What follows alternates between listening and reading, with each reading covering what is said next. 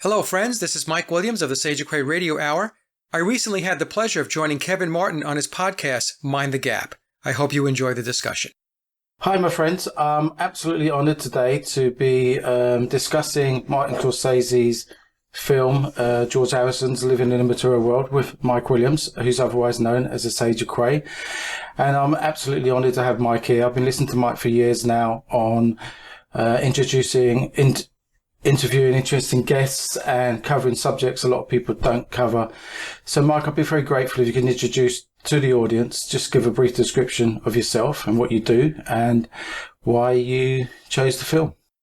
Well, first, Kevin, thank you for having me on the show. And as far as myself, I look at myself as a regular guy who started a blog, I guess around 7 years ago. And my YouTube channel, Sage of Quay, is now a little over 4 years old. And just trying to get the truth out, or at the very least, get people to open their minds a little bit and to utilize a little bit more of the critical thinking and the free thinking that they have, so that we can break out of the box and we can free ourselves and unshackle from this matrix system that we live in. With regard to the film Living in the Material World, it is a very long film. I think it's over 3 hours. It's a Martin Scorsese documentary on George Harrison. And the reason why I chose that film for our discussion was because here we have a person, George Harrison. He was thrust into the music industry, which is very controlled by the Matrix, and in a band that is arguably the most popular band in the world, rock and roll band, the Beatles. And George went through this transformation, if you will, in his life, where he went into the spiritual aspects, into the Eastern religion, into Hinduism. And when he did that, his world opened up. He realized that his world wasn't just the Beatles and it wasn't all of this fame and fortune, that there was a much deeper quality to life. If you watch the film, George actually does a lot of the narrating because he's passed away now, but there's a lot of clips of George speaking about his life and his spiritual journey. It got to the point where he really didn't interact with the music industry at a certain point toward the end, because he just saw it for what it was, and he had in his mind better things to do, which was to spend time with his family and his friends and to nurture other things in his life. And I also may add that his music, for me, being a musician myself, it's great. His solo music, for the most part, is very, very good. He had probably a couple of sketchy albums here or there, but he had written some beautiful music. And I don't really think he got the acknowledgments that he probably should have for some of that music. And I'm not talking about the big hits that he had, like What Is Life and songs like that. Just maybe other tracks on his albums, like Maya Love from his Dark Horse album. It's a brilliant, brilliant song. So that's really why I chose that movie, Kevin, is because here we have a famous person thrust into the mainstream of the Matrix, into the beast, into one of their controlling mechanisms, the music industry, and a guy that he journeyed his way out of it in a way, and he did it from a spiritual perspective. And when I watched the film, I found there were so many themes in the film. So one of them was this constant battle between conformity and individuality. There was this real sense he had this real deeper search for something else, even though he was in this, people would die to be in this band and be in this forefront of this movement in terms of the Beatles. It still wasn't enough for him, and there was always this constant battle for recognition within the Beatles, where he was, faced with the real challenge of Lennon and McCartney. Yeah, so his creativity was stifled, right? We get that through the film when he's with the Beatles. And so if you're a person who's a creative person, and musicians are creative people, it becomes very difficult after a while, where you feel like you cannot express yourself. You want to express yourself. That's why you play guitar, you play piano, or even if you're a painter or you're a writer, you want to express yourself.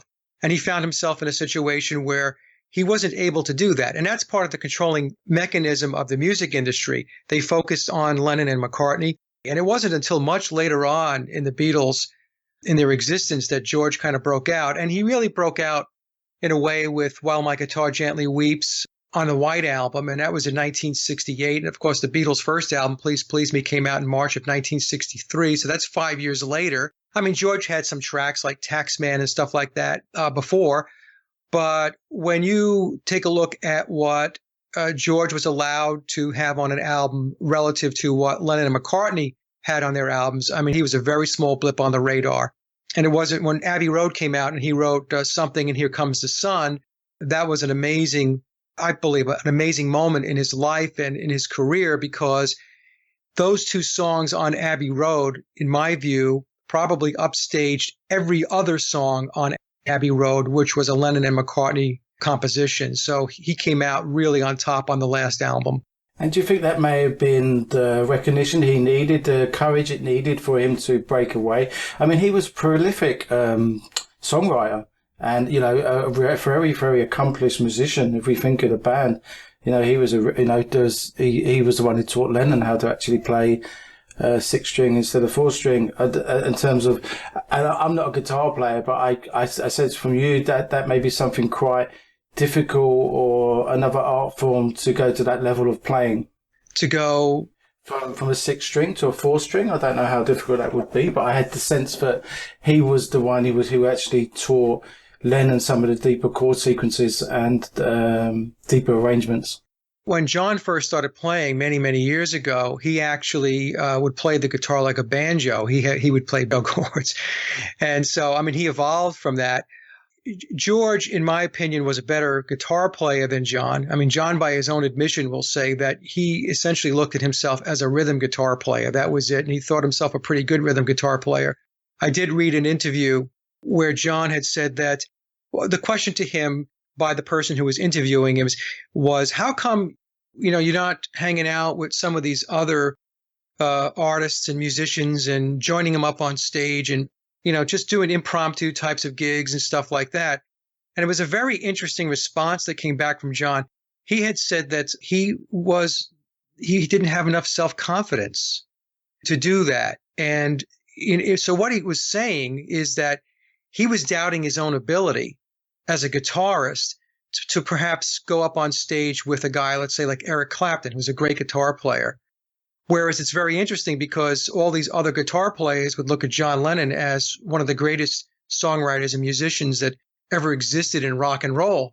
Yet, you know, the guy that has that aura about him from other people, he had a self-confidence issue about going on stage and playing with these guys. It's a very, very interesting dynamic when you think about it. And so I do think he learned from George as far as George's guitar techniques. But on the other hand, George would say that, and I don't think he said this in Living in the Material World, but there's plenty of interviews out there over the course of the Beatle history where you can watch this and hear this, where he had said that John was a huge influence on him because John was kind of like an older brother to him. George was the youngest. Yeah, he was the youngest in the band. So I think there was a give and take there, Kevin. John was kind of a big brother figure to George. But on the other hand, George, in my view, was the better guitar player. And, you know, if you hang around with somebody who is a better musician than you are going to definitely start to pick up certain techniques and you'll become better. You always get better when you hang around with people with better skills.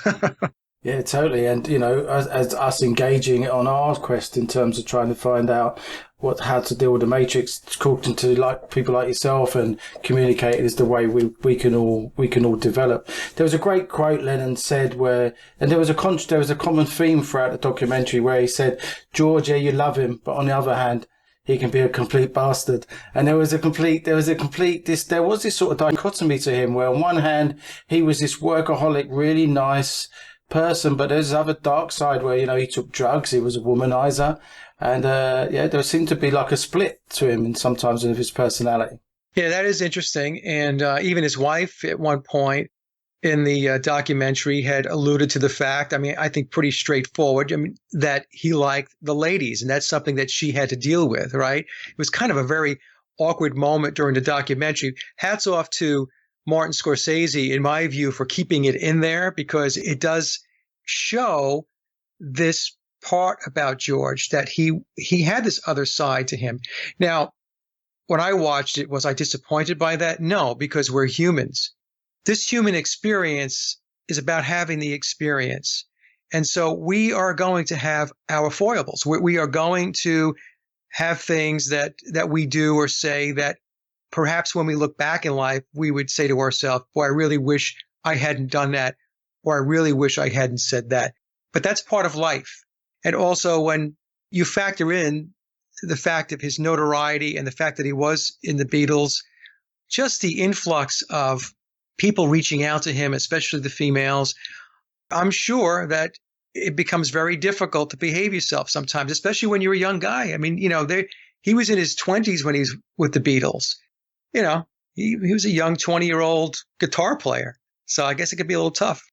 And his wife was, she was a gorgeous woman. It didn't really tend to, she was an absolutely gorgeous woman. And then, there's a theme in the film where his early wife, Patty, and Eric Clapton, there's that theme where, Eric Clapton's fallen in with his life, in with his wife. And it's quite interesting because initially George is like, oh yeah, that's fine, whatever, love, free and peace. And then when it actually dawns on him that they might actually be having a relationship, you get this total extra contrast. He's like, whoa, well, I didn't sort of agree to that. You've got to come to me. So it's really interesting sometimes the way he's portrayed. But I was wondering when you answer, I mean, if you think of the great artists and the great creators of the world, there tends to be a dark side to them. And I wonder what that is and why that manifests itself in terms of that sort of attribute. I don't know. It's a tough question, but I think that what happens is people, even really good people, sometimes get lured into those aspects of the material world, into the physical world. And it's very tempting. I've had these moments in my own life when I was younger. And I think it would be probably disingenuous for anybody to put themselves out there as just, very pure and not making any of these mistakes in life. I think if they're even considered mistakes, some people might not even consider them mistakes, but I just think that it's part of the human experience, Kevin. I really do. Now, dark to me is when you're doing harm to other people. You're doing harm and intentional harm. I might add that. But if you are overindulging in certain things and but you still have your wits about you and you're able to get yourself back on track, those things happen, and those things happen to most people. Yeah, and I totally agree. So yeah, I'm glad you sort of reframed the dark aspect because I suppose society sees them as dark aspects, but we all act out in certain ways, and in a way sometimes when we're overwhelmed or there's an aspect of us, there's way we'll act out, and he seemed to have a propensity with women, and as you said, he had more access to women than most people can ever imagine. Right. Right. So maybe we should give him credit for restraining himself. Yeah. I mean, if you look at Ringo Starr and some of the others, they weren't so restrained.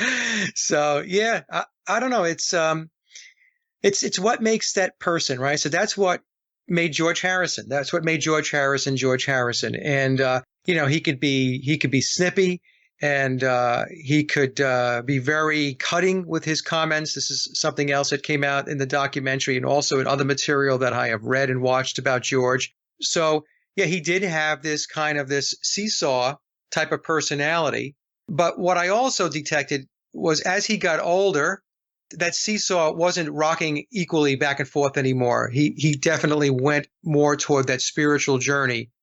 And there was this self-maturation, is this process of really growing into the spirituality and becoming very aware of it. As an example, in the documentary, when his home was broken into and he thought he was going to die, the person that broke into the house was actually sitting on top of him. And the thought that his wife Olivia was relaying back to the audience is that George had said to her afterwards that he thought it was over, that he was going to die, and that he had to prepare himself mentally for the fact that this could be it. Because in his religious beliefs, being prepared for your death is going to make the transition or the crossing over much easier versus somebody who dies, let's say, a violent or unexpected death. And what you can read into that is that maybe the transition going from the physical world to the non-physical, crossing over into the spirit world, it might not go as smoothly. And that's what I was gathering from the film. So here you have a guy who's under extreme duress during that time when he's being attacked, having the fortitude to bring himself back in and to say, okay, so I've got to do certain things here, because if this doesn't go well, I have to be prepared to make the transition to the next step into my next existence.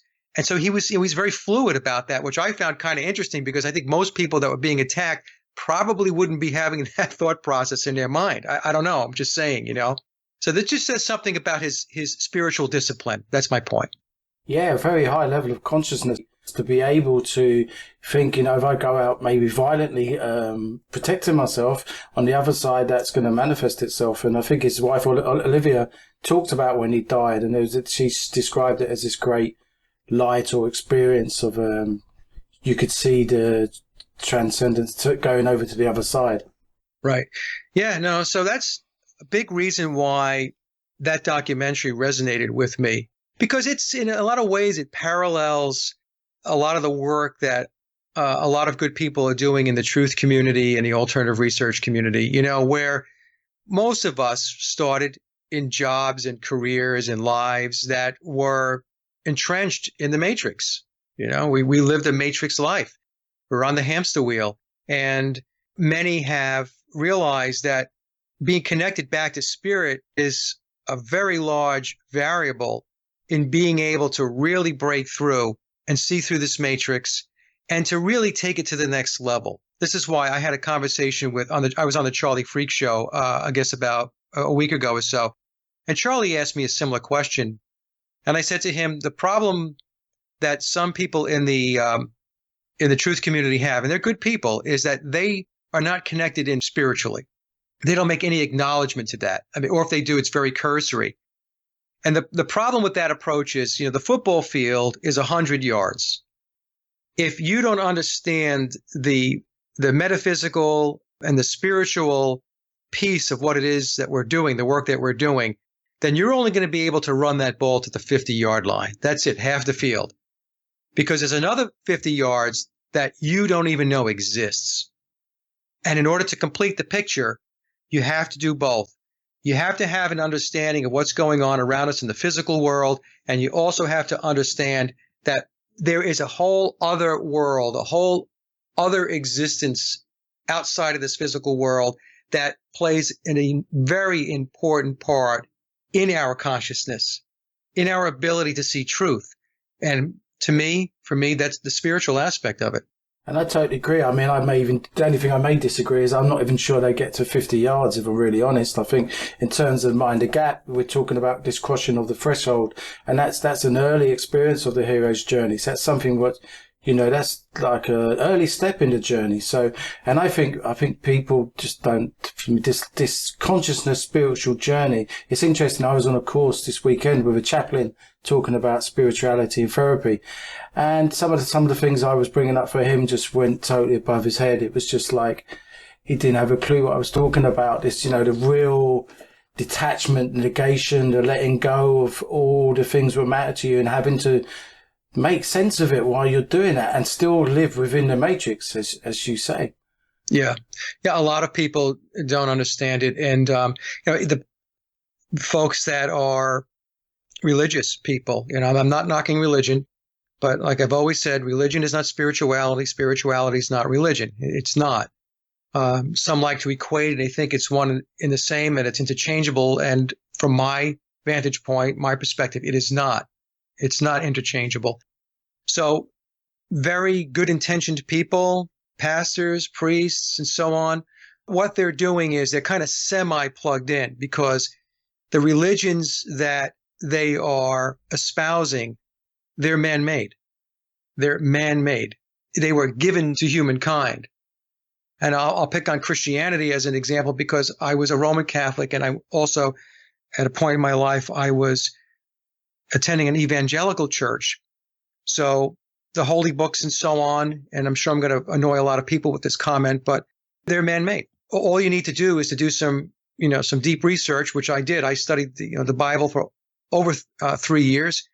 You can only walk away after really examining it and understanding the true history about the Roman Church, that you can get a feel for what it is that was given to us. And so the good folks, the pastors, and like I said, the ministers and the priests that are using the Bible as the basis for spirituality, well, It's not a complete guide. And I've always said, the teachings of Jesus are very important, but even those teachings were cherry picked by the church. The church cherry picked. There were many, many gospels. There's not just 4 gospels. There were dozens and dozens of gospels that were out there at the time. And the church decided that they were going to use the 4 that they put into the New Testament. So you have to ask yourself, okay, so if there were many, many, many gospels out there, why is it that those 4 were chosen? So that's the thing. They were chosen.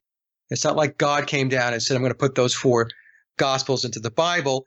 They were chosen by man, by an elite class, by a ruling class. And that's what was going to go into their holy book. So I don't want to digress too much here, Kevin, because some people are really not going to like what I'm saying. But, like I said, I've been there. So I'm not talking from somebody who's never walked that road. I've walked it. So I feel like maybe I can say a little something about it. I think initially when you said it, I thought immediately come to mind. My mum and dad wouldn't like it because they're staunch Irish Roman Catholics as well. So, yeah. But that in a way, their relationship with religion and spirituality is the reason why I struggle with it. Because for me, they sort of use it as a third party. They don't really do the work. They just use it as a traditional sort of way to say they're with faith and they're with God, but they don't do the spiritual journey. The spiritual journey is it's a really, really hard journey. And that's why most people won't take it. Yeah, that's exactly right. That's a very good point. So what happens is the spiritual journey is something that you actually have to do. You have to interact. You have to make it happen. So, which means you have to personally connect into it. And so what happens a lot of times with religions is that people are not really connected into it. Their idea of being connected is I go to church every Sunday. And then once Mass is over, and I'll speak in terms, because like I said, I was a Roman Catholic for many, many years, born and bred, right? And once church was over, 1:00 in the afternoon on Sunday, then it was you went about being you, doing whatever it is that you do, good, bad, or indifferent, until next Sunday, and you showed up again. And basically, it became this kind of it's almost like a ritualistic type of approach to spirituality. And of course, that's not spirituality. That's rote behavior. And that's conditioning and programming, thinking that if I do this, all is forgiven. I'm okay. I'm meeting some obligatory or perfunctory type of requirement that's been put on me to do these things. And as long as I do it, everything's good. Yeah, and as long as you confess to the priest and he sends you away with a couple of Hail Marys and Hail Fathers, everything's fine. I just used to be gobsmacked with the hypocrisy of the behaviour to the authority figure, as in the priest, and how they behave to you as parents. It's such a contrast. And they were terrified of the priests and the nuns. Well, I remember as a kid being very uncomfortable in church because of all of the ritual and the robes and and the candles and the altar and all of this stuff. When you think about it, then the communion and the Eucharist. Eat my body, drink my blood. It's like, I remember as a kid thinking to myself, this is very weird. I couldn't really put my finger on it. And these are mental thoughts I was having. I really couldn't voice it with my parents because it would not go over well, And I just thought the whole thing was just very odd, and it is odd when you think about it. And I never liked going to confession because as a Roman Catholic, you sit in this booth and you're telling some hidden person, and he's hidden. You're not even talking to him face to face, right? There's kind of a veil there about your sins, and like you said, he tells you to say this many Hail Marys and so on, and you're going to be okay. And I remember thinking to myself, even as a young kid, I'm talking like 12, 13, 14 years old. I'm like, well, who does he tell his sins to? I mean, don't tell me he doesn't sin, right? He's got direct connection to God, hasn't he? Yeah, he's got the hotline. He just picks the phone up, So, just rings him up and tells him.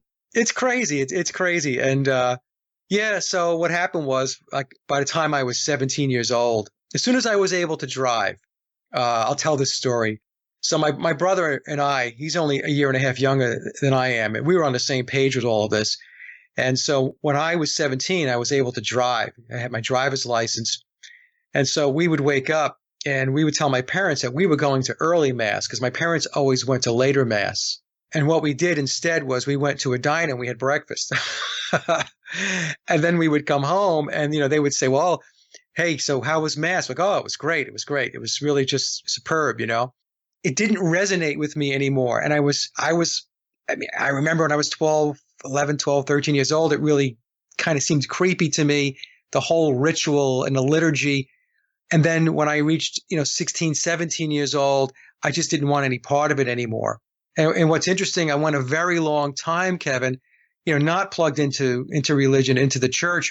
And then, oh, I don't know, maybe about a decade ago, I found myself going to an evangelical fundamentalist church here in Raleigh. The people were great. And I want to make this clear to everybody because I don't want to make it sound like I'm just bashing. I'm not bashing. The fellowship, like within the church itself, is exceptional. People are very kind. When people need help, for the most part, they step up, they help, they see what they can do. They did a lot of really good things for the youth as far as youth camps and barbecues and just fostering that fellowship. So that part I thought was great. But I spent 3 years there, and it was because of a relationship that I was in. And I said, well, you know what? Let me give this another shot and let's see. But I struggled. Even though for 3 years or so, 4 years I was there, I still, it did not resonate with me, and I was at a point where I was tolerating it. I was just tolerating it because I wanted to be supportive to my partner at the time. And then after that, I just decided that, this is just not for me.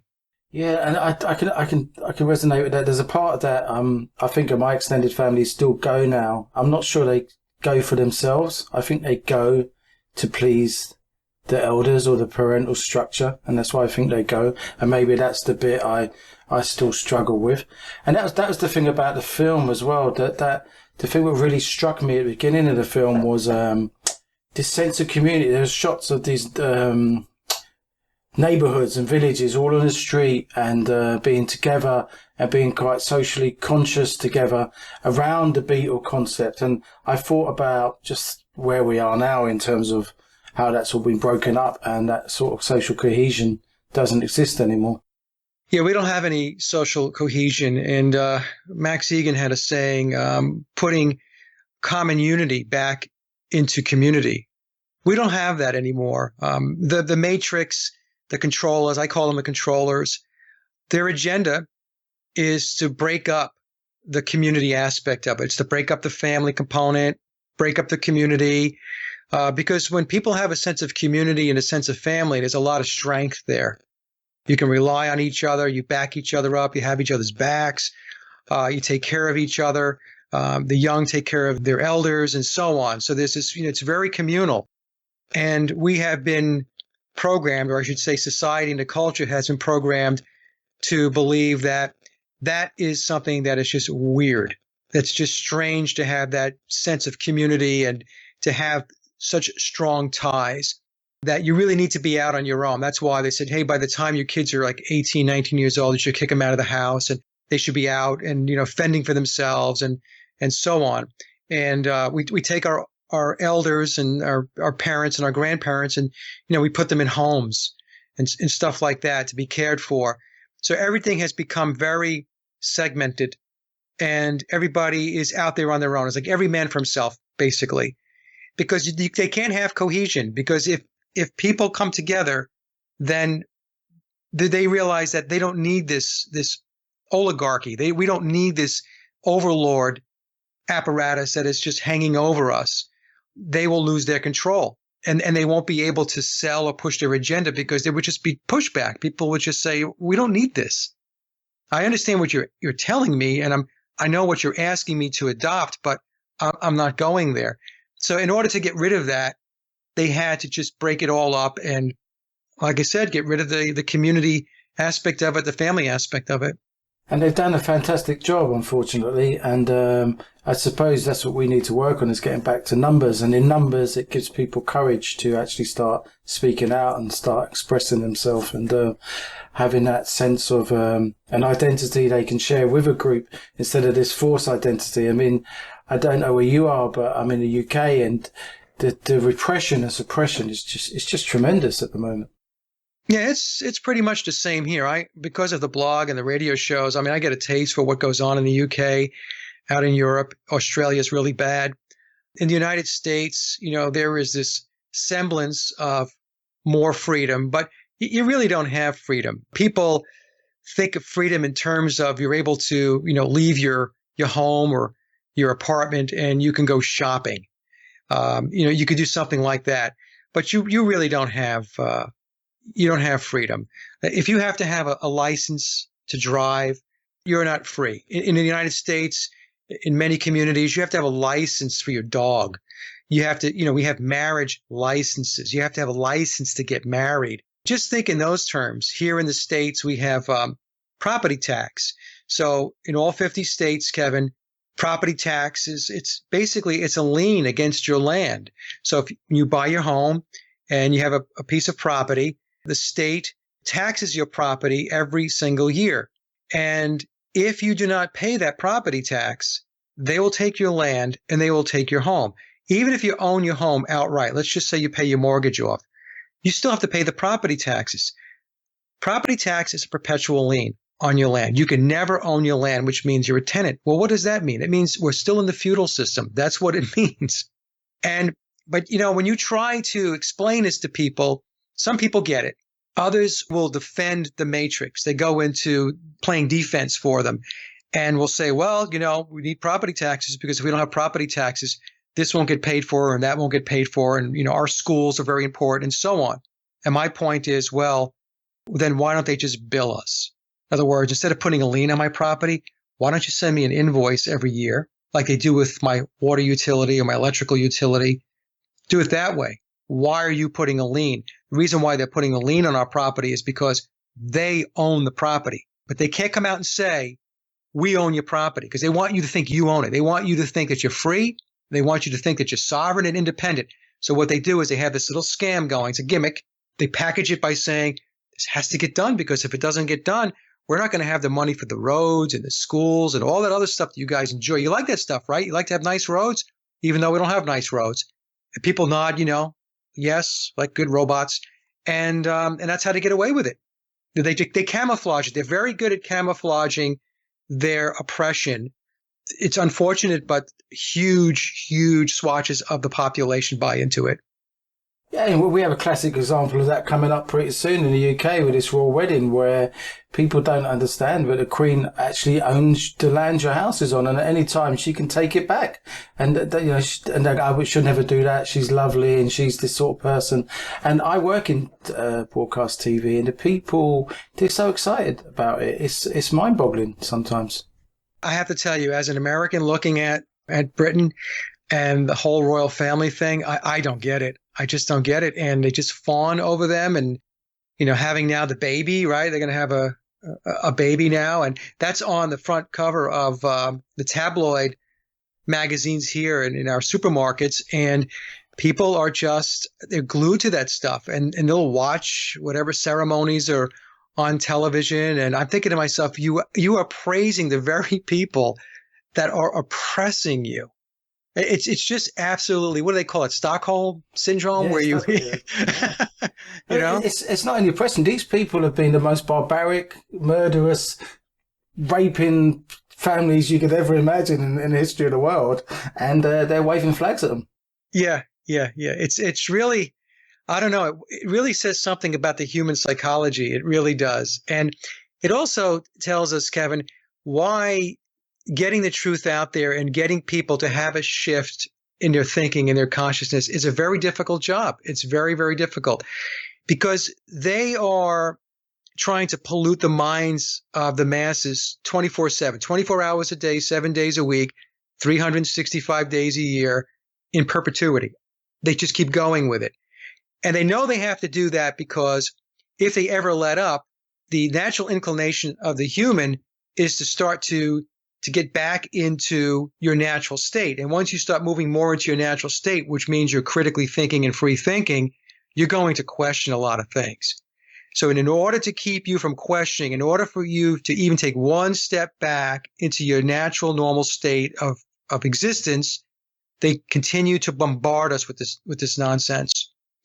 And, so it's always out there. It's always out there. And if it's not the media, it's what they're putting in your foods. It's what they're spraying in the skies. It's the fluoride in your water. It's the aspartame in your drinks. And it's all of that stuff, So when you take a look at it, it's a full spectrum attack on humanity. A lot of times people like to just call it's just the media and all that stuff. I'm like, well, it's the media is a huge piece of it. Don't get me wrong, but they have their tentacles into everything, everything. And I think also me as a therapist, I think the thing it's not talked about a lot is emotionally they get us between 0 and 7. They've got the setup, so they've got the mechanism, the engineering in place where we talk about in TA this choice between a free child and an adapted child, and they know how to make us become adapted at a very early age to social constructs. And then once we're into that mode, our thinking's based on that emotional underbelly, and that's when we start making decisions, because to go back, that fear gets reenacted in the child if they go against that decision. Yeah, everything that they do is based in fear and scarcity. So you have to be fearful and things have to be scarce. So when we say things have to be scarce, as an example, here in the US, people who have their jobs are always, always under the gun that they may get let go, laid off. They're gonna lose their jobs. Scarcity would be you can't pay your mortgage. Scarcity would be that you don't make enough money to be able to make your car payments. So it's all based in that. And when you take a step back and you understand that those are the two primary components of how this works, when people are fearful and they have a sense that things are scarce or they're not going to be able to make it, get to the next day, living paycheck to paycheck, you are in survival mode. You're not thriving. So they don't want anybody thriving. So they're going to keep you in that root chakra, and they're going to keep you right down there and keep you in a very, very base survival mode and ensure that you worry about everything or just about everything in your life. Am I going to have enough food? Am I going to have my job? Am I going to be able to afford medical care? And so on and so on. This is what they do. And it's got really, it has the population, especially in the Western world, paralyzed. It really does for the most part. Most people live like this. They're very fearful of everything around them. I mean, here in the US, and I'm sure it's the same in the UK, you watch the news, nothing ever good comes out of the news. There's never anything good that happens in the world. Everything is bad. Everything is something you have to worry about. My parents, they're in their 80s. And they sit there and they watch the Fox News channel, and everything is about terrorism and alerts and, shootings and stuff like this. And because they're older, I'm not going to be, Mike Sage of Quay and start interrogating them. You have to have this level of kindness because they are older and they are probably at a point where they're just not going to get it. But you can see what this machine, this apparatus is doing to them. I could see this. See, I don't worry about these things because I know most of this stuff, virtually all of it, is all propaganda. It's made up. It's all engineered and staged. So I don't worry about it. I don't walk around my life being worried or fearful. But there are many people like my parents who are. And it's really, when you think about it, Kevin, it's very twisted to do this to people. And it makes you really wonder who these beings are that are at the top of the pyramid. I mean, are they human? I don't know.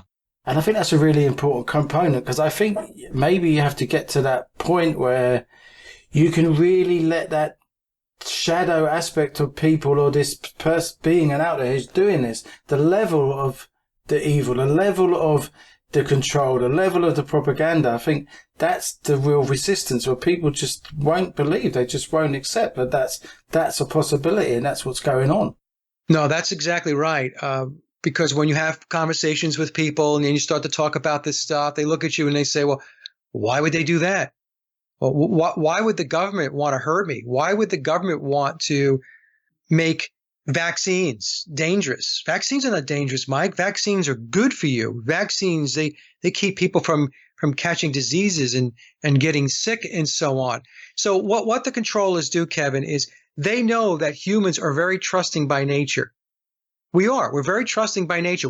Nobody wants to go around their life, or I should say go about their life believing that people are lying to them almost all the time. Nobody wants to believe that. It's just a very weird, uncomfortable way to live.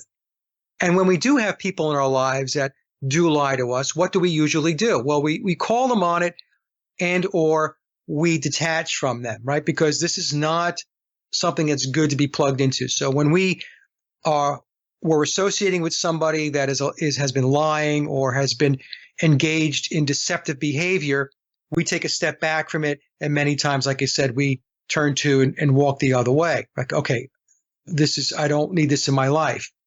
So if people became aware that this is exactly what's going on with the government is that same person that you walked away from who was lying and being deceptive.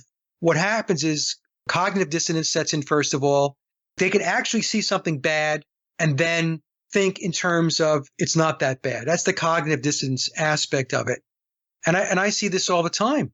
So people want to believe that people, including people in the government and people running the governments, are good, that they're actually looking out for you, and they're doing things that are going to benefit you. They don't want to think in terms of that they're being deceived or screwed every single day. And I sort of see it as being like a perpetual child. It's like this child is like, so what's the alternative if it is this government is like this? What do I have to do? Oh my God, that means I might have to take some responsibility. That means I might have to start being an individual and having my own ideas and concepts in the world. And I'm not sure if I like that or where I sit with that. And I'll tell you what, I'll just go back and listen to the news. Yeah. Well, what happens is they feel comfortable, even though they're in the matrix. They are comfortable with being there because they believe that they understand it and know it, even though what they believe they understand and know is fiction. It's nothing more than propaganda. It's a story that's being given to you. It has no semblance in truth, but people, they just get comfortable with it. It's like the person that has a job that they can't stand. Every day to go to work, they don't like their job. And they talk about, I have to find another job. It probably would be good if I found some different work. But most people don't do it because it's like, well, even though I don't like it here, I know the process. I know my job, and and change is just so it's upheaval in my life, and people don't want all that change, right? So they'll stay put. They'll stay put even in a situation that is really not healthy for them, because they think that even though it's not really that healthy for me, I know how to navigate it. And I think that that's the implied thinking of a lot of people that are in the matrix.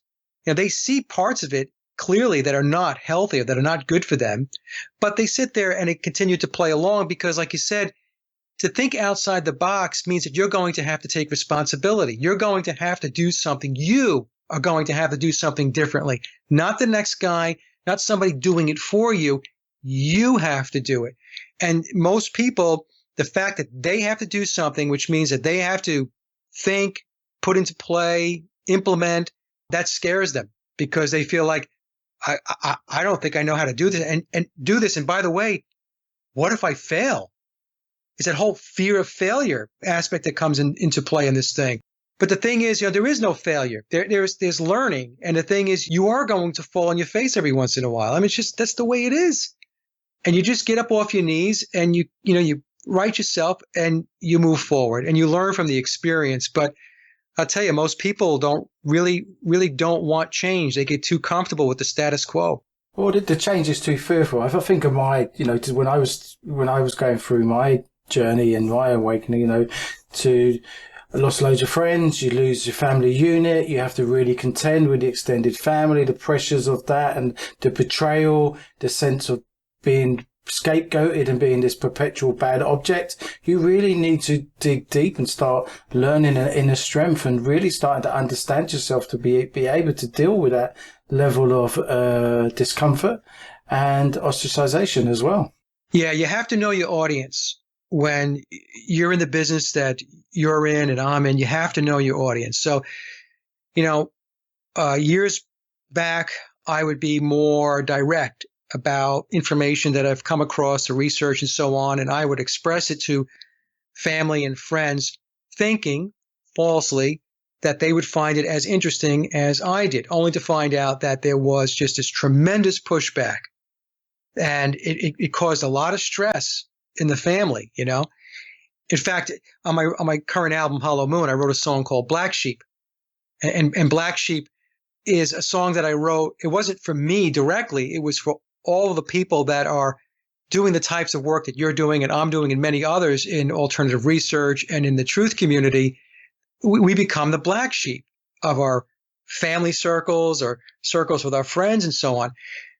So I had to come to grips with the fact that when I'm with certain groups of people, namely my family and friends, because I love them, you know, I mean, they're my family and my friends. I don't want to stand out there being ostracized because I'm going to try to make a point or stand on principle. I have principles, but one of my principles is that I love my family and I'm not going to isolate.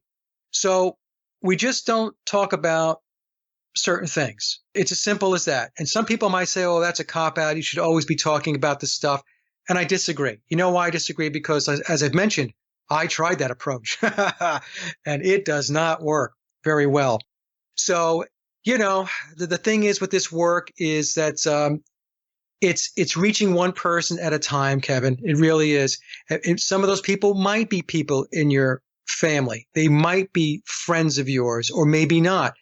But it's one person at a time. That's really how it is. It's a very incremental, methodical process. And to think that this big tidal wave of conscious awakening is just going to sweep over the world and everything is going to be a panacea next week or a year from now, that's not realistic thinking. No, I totally agree. And I think you highlighted to me very two distinct stages of this journey. When you were saying, I remember when I started waking up and I started reading, I was sharing this information, I was running around and I was ecstatic, and you were just getting these blank looks, or you cleared tables quicker than you could imagine. And that sort of aspect. And part of the process is to learn. You have to really learn discernment. You really have to learn this ability to, you can't force people to wake up. You can only sort of sow seeds. You can give out information, or as you said, you just accept where people are on their journey or not even started their journey. That's the key. It's where they're at, you know, and I have seen some change in folks that I know that were completely, you know, hands off Mike, you know, he's crazy. Over the years, I've started to see them now evolve closer and closer to many of the things that I have been talking about over the years. And the reason is because the controllers now have put so many restraints in play as far as restrictions of rights and liberties and stuff like that, that I always said that when this stuff starts to roll up on your front doorstep, and now it starts to become more personal, you will begin to wake up. See, a lot of people don't wake up because they fall back and say, well, this doesn't affect me. That's really a shame, but it's really none of my business. And I don't see it happening in my neighborhood or in my town or my state and so on. And so they just dissociate from it. It has no impact on them. And that's because they don't understand that the process that the controllers have is also incremental. It's little by little, step by step. I think David Icke calls it the, what does he call it? The tyrannical? Totalitarian tiptoe, doesn't he? Yeah, over tiptoe, right. Yeah. So, and he's absolutely right. David's absolutely right. That's how they do it. Because if they try to do things too quickly, people would be like, oh, wait a minute, hold on, right? That becomes more obvious. But by doing it step by step, very methodically, over time, people just assimilate it, they adapt, they adopt, and that becomes their way of life.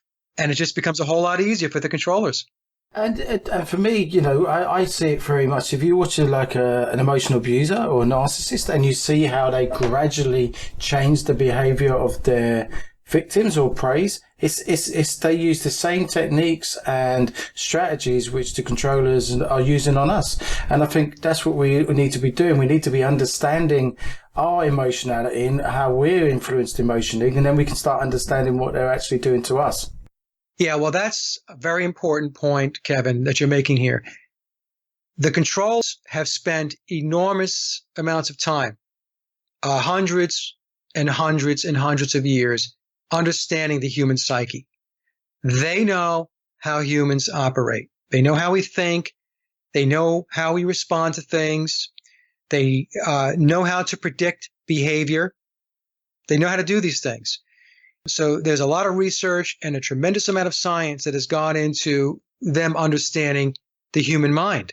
They will do things clearly knowing that it's going to elicit a certain response. And they are like narcissists. They're going to tell you what you want to hear, but they're going to go do whatever it is that they were going to go do as part of their agenda. So what they'll do is they'll tie in the lies and the deception. They'll tell you what you want to hear so that you're agreeable to it.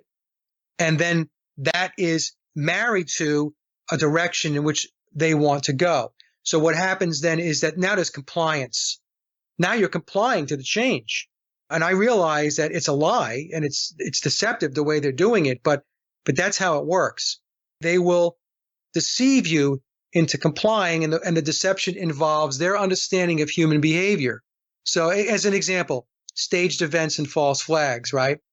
They know that staged events and false flags, what's going to happen? It's going to elicit an emotion of fear in people and not feeling comfortable with their safety and their security. And that's normal. Back when we lived in tribal types of communities, if you came under attack, there would be fear. And, you want to preserve the safety and the sanctity of your family and your tribe. So that's something that's inbred in our DNA. So they take that and they inflict that fear. They put it in your mind. Then they turn around and tell you, we completely understand why you're fearful. So we're going to protect you. We're going to make sure that you're safe. We're going to make you safe. You may have to give up a couple of things. Like you may have to give up some rights to be safe. But isn't that okay? Wouldn't you rather be safe and alive than have your rights and be dead? I mean, that's really what they're saying to us. So they play that game all the time. It's really what it is. It's psychological warfare. Yeah, totally. And as you said, it's this constant traumatizing of people's perceptions and concepts. And the thing I always find fascinating when I listen to yourself and other podcasters in this realm is I'm not sure sometimes how divorced you are from people in sometimes my reality at work. And as a trainee therapist, we do things like group process. And to even mention something like a false flag, it would just be like, whoa, what are you on about? That's absolute madness. And these are people who have done 4 or 5 years of therapy, when they're meant to be opening up their mind and having a different level of awareness. But even the slightest thing outside of the box, and you start mentioning the matrix or people controlling you, it's just beyond their comprehension. Yeah, it is beyond their comprehension because they have been taught and indoctrinated and propagandized to believe that the world is a certain way. And so what they do is they put people in fish tanks or fish bowls, right? And this becomes your world. So, I mean, it would be like if you were able to communicate with a fish in a fish tank and say, hey, by the way, you're in a fish tank and there's a whole other world out here. The fish would look at you and say, no, there isn't. This is the world right here. It's where I'm swimming. Don't tell me there's another world because this is what I experience every day. This is what I see. And this is what it looks like. So don't be telling me stuff that are falsehoods. If you ever watched the movie The Truman Show is really telling us that your reality is completely fabricated, that you have people pulling the strings, and they have you in that proverbial fishbowl, and you don't know it. You think that this is the world, and you think this is the way it operates. It goes back to what we were saying before. You talk about false flags, and people are like, oh, no, that's because in their world, they have been told that the government and your elected representatives would never do anything like that. They never engage in any kind of behavior or activity that would be detrimental to your best interests. And they accept that. And as you said earlier, all their feelings, all their inner intuition is telling them something's wrong. Yet there's still massive refusal to look at it. Oh, yeah. I've had conversations with people about that very topic. I'll listen to them and they'll say something and I'm listening and I'm thinking, okay, well, you're down the right path. And so when you say, well, you just said this, and based upon what you just said, I mean, wouldn't that make you start to at least think that maybe something else is at play here? Wouldn't you just even kind of just consider it? And as soon as you start to lead them down that path, many people will just shut it off. They bring themselves back, and that's that. Nope, nope. I had a lack of judgment or whatever at that point, or I misspoke. And so I'm going to bring myself back, and I'm going to be right here, centered in where I want to be. Makes me happy to be here. Now, don't be screwing with my head, Mike. So, you know, it's very interesting, Kevin, in a lot of ways to be going through this time in history that you and I are going through, and to watch all of this. Because if you had come to me 10 years ago and had said that I would be doing this work, or I would be looking at the world the way I'm looking at it today, I would have thought you were crazy. Yeah, no, I totally agree. And it's only for like people like yourselves, the pioneers who are putting information out and are taking a risk. We're all taking a risk by speaking out and sharing. And it can set us even more into isolation away from people. I think of a lot of my work in telly is, if you're not playing in this social ritual, if you're not playing in this pastime and of being interested in what people are meant to be interested in, you can add to your isolation as well. Yeah, well, let me give you a couple of examples of isolation and through censorship with me, right? So I've had this ongoing battle where they give me community guideline strikes for shows where people sit down and we have intelligent adult-like conversation about events that are going on in the world. Evidently, we're not allowed to have coherent discussion among adults to talk about issues. And I won't say what those are here because I don't want your show to get censored. I have a problem with my blog where Google has essentially turned the blog off in Europe. What they do, they just turn it off, Kevin, and I can see the analytics. I can see where I was.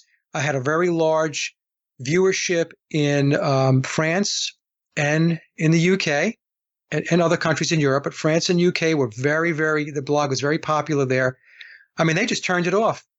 They turned it off because there was certain content on that blog that they did not want going out into Europe. And I know what that content is, all right? The content had to do with Zionism.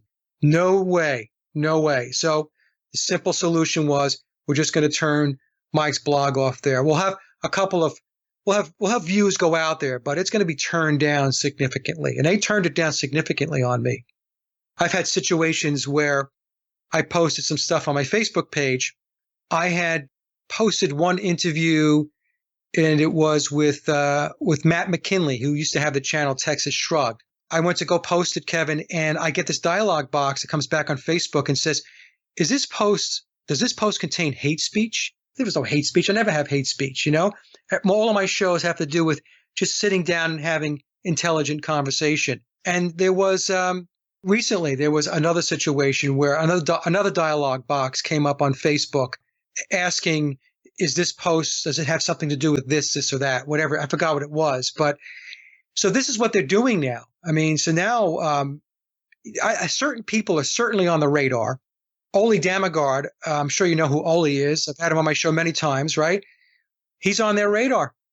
So I'm absolutely convinced that within their search algorithms, the name Oli Damagard is there, and anything that goes up that has to do with Oli, it's going to be flagged. Yeah, and I listened to your recent one we've done. Ollie's done a great job in connecting dots, and I think that's what they're most fearful of, where if we're connecting dots, and I think if we give the information out in pockets, that's fine for them. But if we start connecting the dots and start where people can start seeing this continuous theme, I think that's when they start getting scared and want to start censoring everybody. Yeah, well, what was interesting with the show that they censored with Oli was we were talking about Florida. That's all I'll say. Yeah. And then Oli had said that based upon the clues that he had picked up, that there was going to be some event in Texas on or about March 18th. Lo and behold, on or around March 18th, we had the situation in Texas where there was these bombs that were going off in Austin, Texas. Now, Oli has done this before with some other clues he's picked up, and he has predicted upcoming events. So, as you mentioned, little pockets of stuff, very isolated. They don't care about that.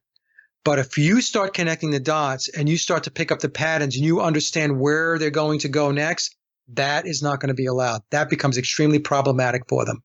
And I mean, that's the other thing. I mean, the idea, I speak, when you speak to what you call, I think Joe Atwell calls them normies. I quite like that name. It's quite a nice name. When you start speaking around censorship and this is happening to certain people, there seems to be this, well, they deserved it and they should be posting that sort of stuff.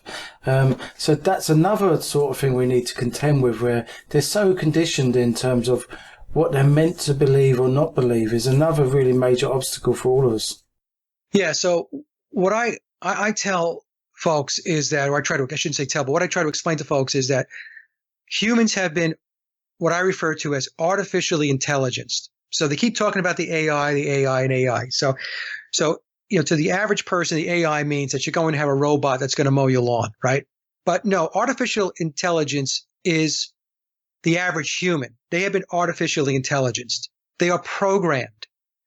And part of that programming is to defend the AI. It's to defend the Borg. That's what it is. So what do I mean by that? So it's like you just said, when we bring up certain topics, a vast majority of the population will say, oh, he deserves to have his channel taken down. He deserves to be censored. He deserves to have his blog turned off in Europe. That is the programming that people have. It gets triggered. It gets triggered by, oh, he's talking about this? Fine. Now what we got to do is we have to push back and we have to defend the controlling apparatus. People don't want to hear this, and many people will just say, no, I'm not programmed. I'm not conditioned. Yes, you are, because you are inhibiting critical thinking. You are inhibiting free thought. If I was a kook or you were a kook, then what would happen is we might have a following of, a small minority of people that are kooky. We wouldn't have much of an audience, and nobody would be listening to us for all intents and purposes. The fact that there is a larger and larger following of the alternative research and truth community worldwide says that we're not a bunch of kooks, or most of us. I mean, we have kooky fringe aspects of it also, but you know what I'm saying, right? So if we weren't making an impact and we weren't waking people up and we weren't making people think outside the box, they wouldn't censor me.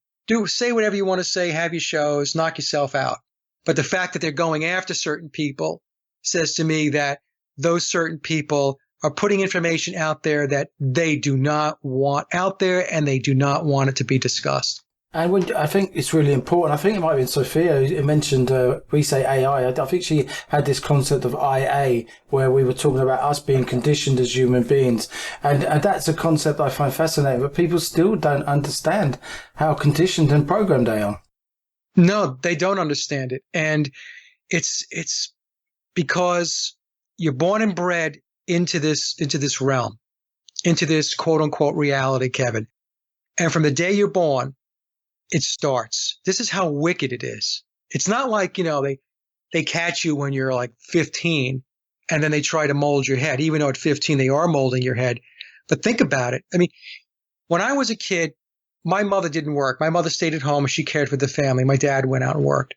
Today, what happens is a baby is born. Both parents are working. Here in the States, both parents have to work in order to have any semblance of a lifestyle. So mom gets pregnant, mom has a baby, mom gets 6 weeks of maternity leave. That's it. You get a month and a half, and then you get your butt back to work. So then what happens? Well, then who's going to care for the baby? You have to have some kind of babysitter or somebody, a nanny, to come in. Maybe the child reaches a certain age, and now they're going to preschool. There's after school. So what's happening is the child actually becomes a ward of the state or the ward of somebody else other than the biological parents. And so, and then the kids are getting all of these vaccines. By the time they're like 4 or 5, they've been injected 50 or 60 times with these vaccines. The food is all processed and GMO'd. They're drinking water with fluoride in it. They're breathing air that's they're spraying every single day. I live in Raleigh, North Carolina, as many of your listeners probably know. They spray here, Kevin, just about every single day. And God knows what it is that they're spraying. I mean, we know that they have strontium, barium, and aluminum in the spray. But I've also read studies where they've tested it and they've picked up lithium. I mean, give me a break. So my point being is that, we are being bombarded with this stuff from the very beginning. And that's why it's very tough for people to break the code because, you know, if fluoride, as an example, is lowering the average IQ by 10 points, that's a lot. That's a lot. I was watching a show recently, a documentary. Actually, it was a radio show, maybe about a month ago. And I just happened to stumble upon it on YouTube. And there were these three guys that were on, and one guy was he had to do with IQ testing, and he was saying that the average IQ in the United States is 98. Now, for those that don't know, 98 is a very low number. 98 is not a high IQ, and that's the average IQ in the United States. So if you have a bunch of people walking around on average with a 98 IQ, and I'm not trying to be funny here, but you are not going to get a bunch of people that are going to be free thinking and critical thinking. They're going to do what they're told to do. And they're going to follow. They're going to pick a leader, a shepherd, good, bad, or indifferent, and they're going to fall in line. I mean, that's why in the US, I think the average IQ of a police officer is something like 105. And there was a case in Pennsylvania going back maybe about a decade ago. I could be a little wrong on the date there, where there was a guy that sued one of the police departments out of Pennsylvania. I don't think it was Philadelphia, but it was in Pennsylvania. He was rejected because his IQ was too high. Yeah, I actually believe they actually do personality traits in terms of psychopathic tendencies or sort of some of them traits for some of these police, being part of the police force and stuff like that, in terms of agreeableness and sort of maybe some sort of narcissism or just propensity to conformity. So yeah, they're doing a lot of psychological tests for a lot of these groups, and that's a really good example. So the IQ, if we can monitor that over years and we can see it's coming down, that's not by coincidence. But people still won't accept the facts for that's happening. No, and I posted an article on my blog, I guess about 2 weeks ago, where it said that 60-something% of high school students in the United States are at an unacceptable level of reading and math. Almost 2/3 of the high school populations in the United States are at a level that is unacceptable, which means they can't read, or they're not reading at a level that they're supposed to, and they can't do math. So what does this tell you about your society? And this is something that everybody needs to be concerned about. But the problem is that people who should be concerned are not concerned because they don't know any better. They're not looking at anything that's concerning them. They just think, well, this is just the way it is. And I think ultimately, as you said, at the moment, it doesn't affect them. I mean, the way I look at this is like with the advancements in technology and the way it's moving at such a prolific rate, what are you going to be doing with all these people? You're going to have no need for them operating at this level of IQ. And what are you going to do with them? They're not just going to just keep perpetually feeding them and then sustaining them with this technology development. And we have all these debates at the moment where we're allowing people to come in and with lower IQs, mixing with people with higher IQs, and that's not allowing us to create communities where we can have higher IQs and higher levels of consciousness to actually challenge the matrix. Well, that's right. So you have like the Hunger Games thing going on here, right? So if you take a look at the jobs, the high-paying jobs in the matrix, it requires somebody to have a decent level of intellect to be able to have the jobs, as an example, in the IT industry or the medical industry, pharmaceutical industry. Now, I mean, like I said, these industries are all parcel of the matrix. So what I'm talking about here is, let's just set the truth aspect of it aside for a moment. Let's just say, well, you want to have a decent living. You want to be able to have a decent job and make decent money and be able to have benefits and take care of your family. Well, these jobs require a level of intellect that the vast majority of the population does not have. They don't have. So what happens is you have the haves and the have-nots, and the have-nots are becoming more and more prevalent. More and prevalent. Here in the United States, what's happening is many college graduates have taken student loans out to the tune of tens and tens of thousands of dollars, depending upon what your major is. It could be $100,000, $150,000, depending upon what it is that you majored in. And a lot of these college graduates, they are ending up taking jobs in the service industry. They're working in restaurants. They're working at bars. They're working in retail outlets. Now, I don't know. I don't think that your parents sent you to college or you paid your way or tried to pay your way through college. Let's say you've got $50,000 or $75,000 in loans. I don't think that the outcome was that you were going to be working in a Walmart or working in a restaurant like an Applebee's here in the United States. I don't think that that was the plan.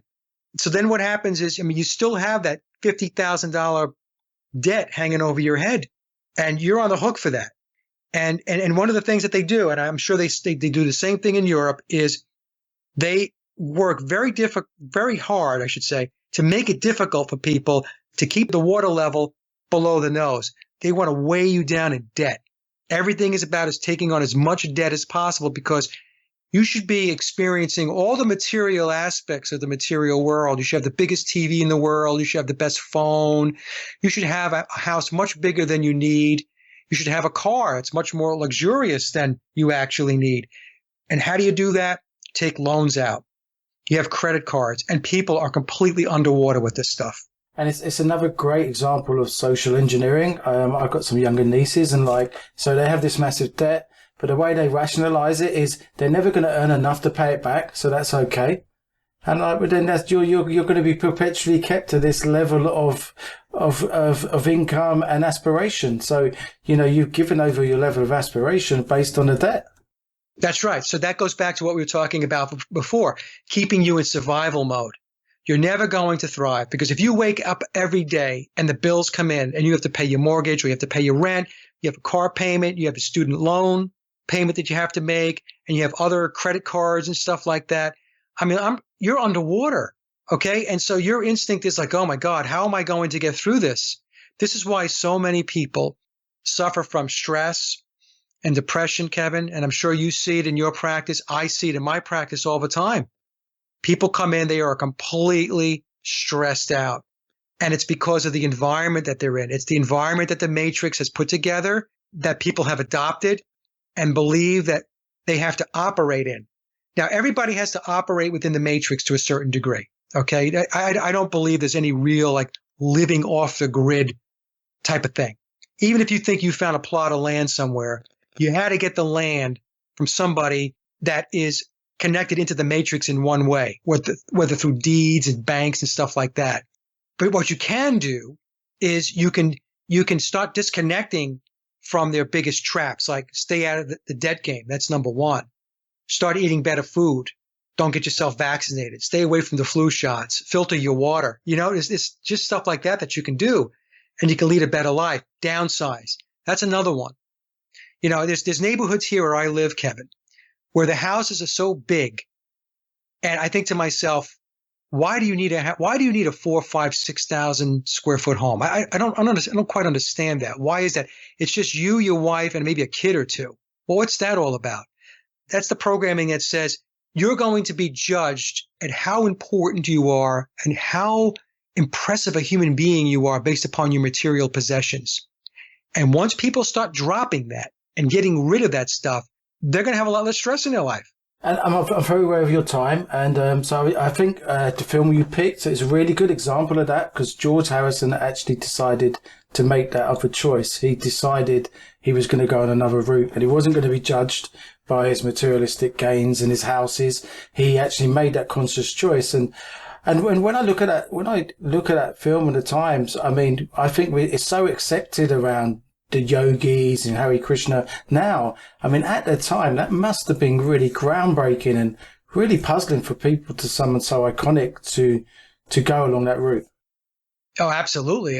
There was one news conference that they showed in the documentary where, he was, I think he was up on stage with John Lennon, and it was only the two of them. And there was one guy in the audience from the press, I guess, that was giving him a very hard time, about this whole thing with meditation and all that. And, and George said that because you don't understand it doesn't mean that it's not real. Your ignorance is what's feeding your fear or your ridicule of something that you don't understand it. So why don't you try understanding it first and then having a position on it versus having a position with no understanding? And this is, of course, what a lot of people do. They have positions on things that in which they really don't understand, but they'll render an opinion anyway. So, yeah, it was a great film. And I'm glad we circled back to it. I probably digressed there a little bit on some of the stuff, but yeah, no, it's that film to me. It resonated with me, Kevin. That's one of the reasons why I picked it and as a discussion point to start our talk today. I'd just like to thank you for our conversation and giving me your time. And if you just let the audience know where they can find you, and that would be great. Yep, it's very easy. All you need to do is I have a hub website. It's Sage, S-A-G-E of Quay, Q-U-A-Y, sageofquay.com. If you go there, you'll be able to hit my blog, my YouTube channel. I have another YouTube channel that has to do with guitar repair, and another site that has to do with my music.